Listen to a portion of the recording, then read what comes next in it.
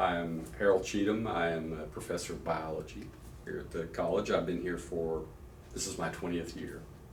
Wow, 20 years. Yes. Appreciate that kind of faithfulness. As a professor of biology, I wonder, when you were a kid, did you run around thinking, I'm going to be a professor of biology at a liberal arts college? Probably not. I always liked science. As a kid, I can remember my mom bought me like chemistry sets and geology sets and things like that. I always had an interest in science and how things worked. I took things apart to see how they worked. My father, though, was a brick mason, so I thought about doing that as well. I found a paper, my mom had gathered up a bunch of stuff that was at home, just trying to get rid of things, I think, out of the house, and I found a collection of papers stapled together from like the first grade, where the teacher had asked, what do you want to be when you grow up? Well, as a 6-year-old, you have no idea, right? So I put down, the thing I related to the most was my dad was a brick mason, so I put down brick mason. But, you don't really know until later. But I always did like science, I would say. So obviously now, having done this particular job for 20 years, you're in your zone right now. Mm-hmm. Is there a dream job out there? Are you currently working in it? Tell us about that. Well, I don't know. I mean, maybe some people, I have heard people, maybe sometimes famous people, who say I have my dream job or whatever. I don't know. For me, at least, I don't feel like you ever really have a dream job, because you should always have a goal, right? You should always be seeking the next thing. And so that's not to say you couldn't be happy and you couldn't say, this is a great job, I really like it and enjoy it. But you should always be aiming for the next thing, because if you don't have any goals, you don't go anywhere. Right? Mm-hmm. Yeah, I think that's very important. As you talk about, have something in front of you to be really aiming for. Sure. As life kind of ebbs and flows and curves around, did anything happen in life that really kind of spurred you towards the teaching route? Well, a lot of how I got where I am was not really planned out. I originally, when I went to college, I was I was going to go to college until my last year of high school, and then that's what I thought I was going to do for quite a while. And then I almost decided not to go to college. I thought about being a brick mason, since that's what my dad did. I liked that.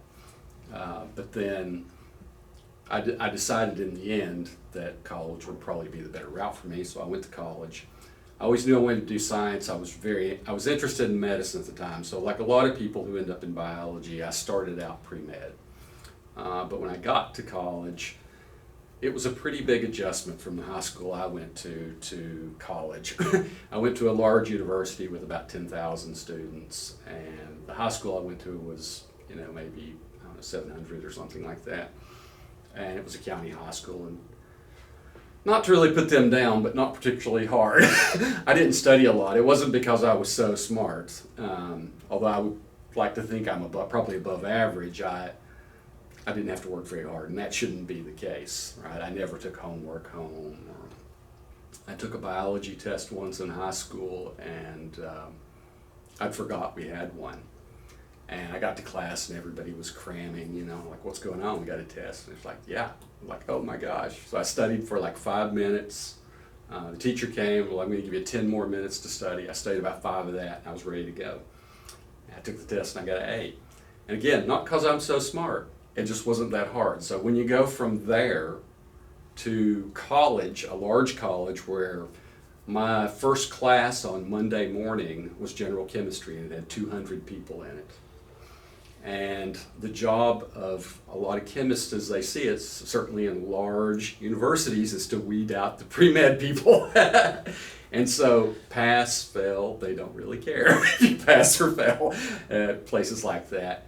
And so it was a pretty big adjustment. I didn't start out that well. I made lots of C's the first year and a half until I kind of got things going. I did pretty well after that. But it made it clear to me, though, that you can't mess up much if you want to go to med school. A C or 2 could be enough to wreck things, right? So I realized that, and I also realized medicine probably wasn't really for me. But everything I ever thought about doing, though, was always connected to science somehow. I always knew I liked science, so that's the direction I went. I mean, I'm getting kind of long here, I guess, but so anyway, you know, I pursued a biology degree. I wasn't really sure exactly what I was going to do with it. I sort of went through all the pre-professional things, pre-med, then, well, maybe I'll be a dentist, maybe I'll be, all these different things. And then I got at the end, and then I decided I was going to go to graduate school. I knew by then I really didn't want to go to any professional schools, you know, like health profession. But my father really did not want to let me not do it. And so it was kind of a ruse in some ways. I told him, well, I'm going to go there and I'm going to go to graduate school, and it'll build up my application and make me look better, knowing that I really didn't intend to do that. But after I'd been in grad school for about a year, he said, you're not going to go to professional school, are you? I said, nope. And so that's what I did. I got a master's degree, then I got to know some people in PhD programs, decided I was going to do that. Didn't set out to teach still, you know, if you want to go, originally my plan was to maybe do pharmaceutical industry, you know, research at a place like that, or a lot of biotech companies. That was really just sort of taking off about that time. And so whether you want to go into academia as a professor in a large university or work at some place like that, you need to do a postdoctoral fellowship. So I did a couple of those, and then I decided I didn't really want to go the research route so much. So I decided to work at a small university where research wasn't as big an emphasis and the teaching was more, because I always had kind of liked explaining to people how things work and that sort of thing. So, you know, love of science and that interest also sort of came together, and that's how I ended up here, more or less. I actually went to Alice Wood College for a couple of years and then came here. So. And obviously doing very, very well and very much a gift to our students here at the university. But as you think about your sense of call or purpose or meaning, if you were to put that into a sentence, what is your call? Well, I don't know if that, just in terms of general life purpose, maybe I would just say, I kind of like to live by the golden rule, I guess. Treat others as you would like to be treated. Do unto others as you would like them to do unto you, as they say. And so I think that's always a good rule. Try to be fair and honest with people, and I think can pretty much get the same. You get what you give. If you don't give much, you don't get much back. And would you say that your current role here at the university helps you live out that purpose or that call? I think in a lot of ways it does, because, you know, lots of students come here and they wanted, because we're in science and most people that major in biology want to go to some kind of professional school. It's very competitive, and I know a fair amount about that. I mean, I got my PhD out of medical school. I did one of my postdoctoral fellowships at a medical school. So I did a postdoc at the National Institutes of Health. So I understand what it takes to get in. And also at a place like this, where a lot of students come from maybe a more rural background, maybe they're the first generation to go to college. I mean, neither of my parents went to college. My dad had an 8th grade education. And so I had a lot of the struggles they did. I understand what it takes to get there, right? And that it's not impossible and you can do it. So I like to think I could help them avoid some of the mistakes I made if they're willing to listen to what I have to say. They don't have to take my advice, but I think we come from a similar background, and I'm in a position to help them, and so it's rewarding in that sense. Obviously, you've made an impact on students over these years, and some come back and say, hey, without your class, I wouldn't be doing so well in this school or this part of my life. And but who's really been the influencers for you? If you would tell us about a couple people who've helped kind of help you figure out what you should be doing in this world? Well, I think hopefully most people would have to say that their parents helped them, even though my parents weren't educated and couldn't give me a lot of advice about going to college, because that's not something they did or understood that well. They were supportive. And, you know, they treated me fairly and tried to look out for me like any good parent would. In terms of academics, I mean, lots of teachers, but particularly my PhD advisor was probably one of the most influential people. He was a really nice guy, very, very bright guy, very patient, just a really great role model. Mm. So if someone was watching this video and they said, you know, like, you are doing exactly what I want to do with my life. I want to be a professor and teach biology. What did you have to do to get yourself in this position? Okay, so if you want to teach at a place like University of Pikeville, where research isn't an emphasis, then you need a PhD in whatever field you want to teach in. If it's in science, you know, then whatever field of science that might be. Now, if you say, I want to be a college professor, but I want to be a college professor at UK or something, right? That's a little different because they have a research emphasis, so they expect you to have done what's called a postdoctoral fellowship, at least one. And what that involves is when you finish your PhD, you go to some other lab and you do research for a couple of years. And the purpose of this research is to get some scientific publications and hopefully some sort of project you can take away from there and then go start your own lab somewhere. So then when you're at the end of this PhD and you've got these things in hand, then you apply to some place, and then if you're just starting, then you know if it was a large place, you'd need to get grants and things. But I mean, there's some leeway for that at the beginning, obviously.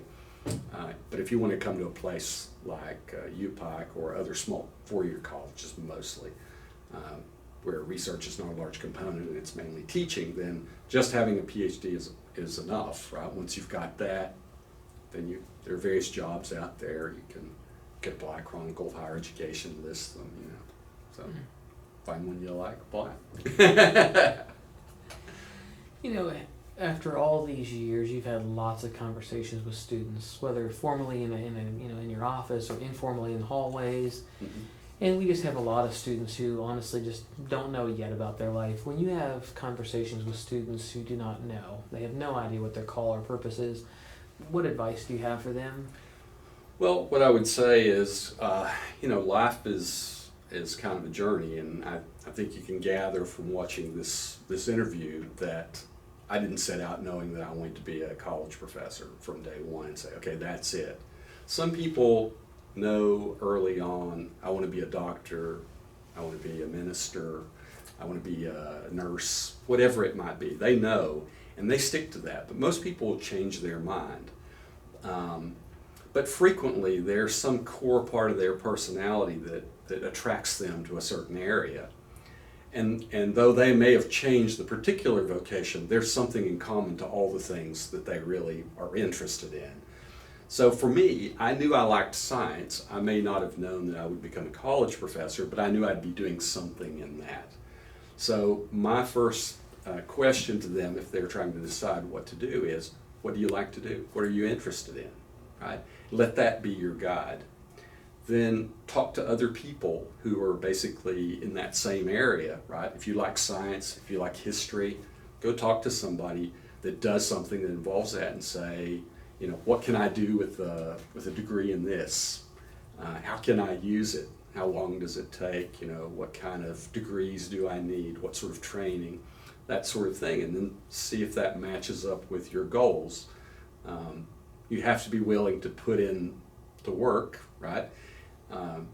Things that are more competitive take more work and dedication to accomplish. So if you want to do those things, but you're not willing to do that, you're probably not going to succeed, right? It's not just about being smart enough. Lots of people are smart enough to be a doctor, but maybe they don't want to have to do the work you have to do to become a doctor, right? Or maybe some people would be smart enough and they're willing to work hard enough, but they don't have the right personality. The stress would get to them, right? Because doctors have to make decisions that Sometimes people may die as a result of their decision. So those are questions you have to answer for yourself. But the first place to begin is, what am I interested in? What do I like? What's the recurring theme in my life that guided me? And I think you can find something.